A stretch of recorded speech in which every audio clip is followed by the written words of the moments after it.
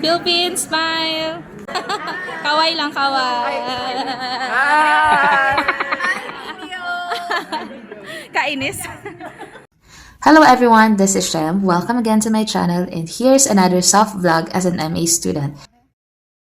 3:30 in the afternoon and kakatapos ko lang magising dahil pagod tayo from the morning class at nakapag-decide akong maglaba. Hindi ko alam paano ko napagkasya yung time na habang naglalaba, nagluto rin ako ng food kasi gutom na gutom ako at the same time. May ka-date din ako in an hour para lang mag-catch up together as students and dumiretso na agad ako dito sa gym kasi na-late na ako ng mga 30 minutes sa practice namin.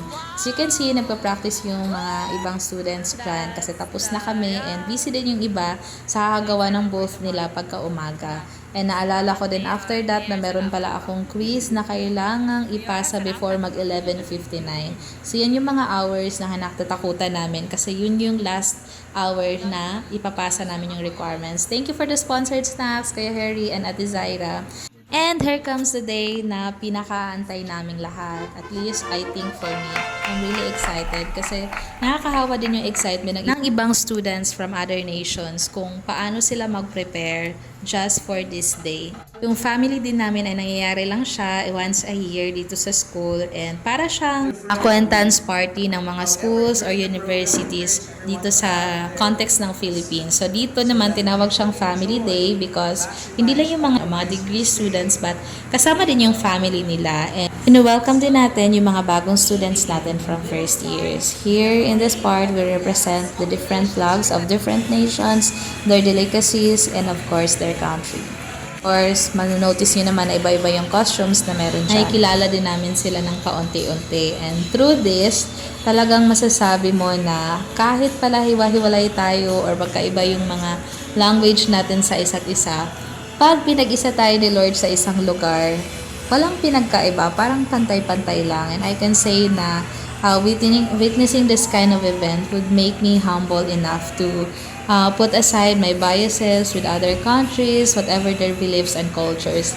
And I praise God for witnessing this kind of event in my life. So, meron pa akong last year, next year para sa aming family day and I'm so excited also. And sobrang nakakahawa yung excitement guys kasi sa labas ng unit namin, maaamoy na namin yung iba't ibang putahe nila. Yung iba matatapang, yung iba naman tama lang. And then yung bayanihan ng bawat country to prepare the food, pati yung sayaw nila, pati yung mga kinakailangan na i-prepare para lang i-showcase yung bansa nila. The courtroom and praise God for that. After the family day is officially opened, ito naman yung mga pa-games afterwards and yung mga presentation bawat country. At this moment, ay busy naman kami sa pagpapalit ng costume kasi sasayaw yung Disney princess nyo, charot. Habang busy sa taas sa mga palaro, kami naman dito sa CR ay nagmamadali na para magbihis, mag-makeup, and makapag-change outfit na kami para sa aming sayaw. And ito na nga, after 5 days of practicing our dance, ayun naman, nairaos naman namin by God's grace and we truly enjoyed it. And here comes the final part of our family day, which is yung kainan. So meron kaming chance to roam around sa lahat ng mga booth na represented ng iba't ibang country para tikman yung mga pagkain nila. So may mga spicy food and a lot of it. Kaso nung pumunta na ako sa mga booth nila, hindi na talaga kompleto yung food kasi late na akong nakapila. Pero ito yung mga pagkain na medyo naabutan ko pa. Like here, dito sa first booth natin, dito yung Philippines and hindi pala, from LM department. Ayan, meron silang papansit and yung ensaymada, which is very common to all of us, lalo na pagbata, nilakihan mo na yan. Dito naman, medyo naabutan ko pa yung biryani rice ng Indian people. Tingnan mo naman, sobrang sarap niyan guys. I think ito ang pinaka-paborito ko talagang biryani na natikman ko. And yung mga classmates ko ang nag-prepare niyan. Dito naman ay sa, ano nga ba to nation na to? Ayan, Nepali community. So, meron silang parang dumpling na ginawa, pero nakalimutan ko kung ano yung tawag sa kanila. And masarap din siya. Tapos yung sauce din, of course, maanghang. Pagdating ko naman dito sa Pakistani booth, wala na silang biryani rice. Ubos na. Got a chance also to taste the dried spring rolls of the Vietnamese na pwede din pala siyang gawin. Like, nakasanayan kasi natin na fresh yung nila, yung spring rolls nila. So, this time, ginawa nilang fried and it turned out so good. So ayun, I'm so happy to taste it and talagang unti-unti lang ang kinukuha ko kasi sobrang dami ng pagkain, baka hindi tayo matunawan. Ito naman ay milk rice from Sri Lanka with a hot sauce. Yeah, medyo weird siya for me but kaya naman siyang kainin. Talagang sanayan lang yan but I prepared na milk rice lang talaga and separate na yung sauce niya. Ang mababait na staff natin here sa school and talagang super active nila and diligent sa trabaho nila. And of course, wag nating kalimutan pinaka the best sa lahat, all-time classic favorite ice cream. Na mula bata, favorite na talaga That's natin. the wrap! Somebody's here.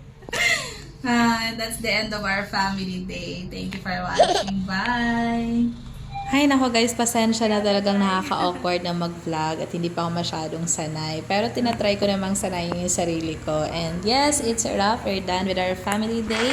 Marami akong hindi na-feature kasi naman nag-a-adjust pa tayo sa pagiging vlogger. At the same time, be present din sa mismong event. So ayun, after kong matulog ng 2 hours, pumunta ako sa bahay ni na Noah para lang talaga makabonding si Noah. Miss ko na tong bruhang maliit na to kasi nagkasakit siya for how many days. Kaya hindi ko siya mapunta-puntahan at may pasok din ako.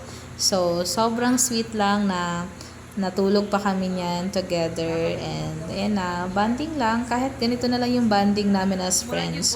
It doesn't matter anymore. Basta magkakasama lang kami. And I felt so recharged at that night. And umabot pa ako ng madaling araw sa bahay nila just to catch up. And of course, syempre, masaya yung puso natin kasi meron tayong batang paslit na nakasama na paboritong-paborito talaga ng tata niya. And ayan. Oh, so cute mo talaga, Noah. Talagang in love ako kay Noah. Ayun na, inaantok na siya pero ayaw pa rin matulog. So, nag-decide na ako na umuwi para din wala na siyang choice kundi matulog na silang lahat. And of course, kung gaano kaingay kanina sa aming family day, ganito naman ka-silent ang IGSL sa gabi. So, that was 1 a.m. kasi tumambay pa ako dyan sa upuan ng matagalan. Gusto ko lang i-take yung moment to thank God for allowing me to get through the whole week and I'm so excited for the next week. Maraming salamat din po sa mga nagre-reach out at nagsasabi na nagiging blessing tong vlog na ito at natutuwa kayong manood. Sana po ay patuloy kayong mag-support. It is an encouragement for me to continue my passion to vlog. Salamat po sa patience yun na mag-antay. Sorry po dahil kasalukuyan ay priority natin ang ating pag-aaral. That's why I'm only editing this vlog during my free time. And if you are still watching at this moment, thank you very much. This is how an MA student and servee. See you again on my next vlog. This is Shem. Mabuhay!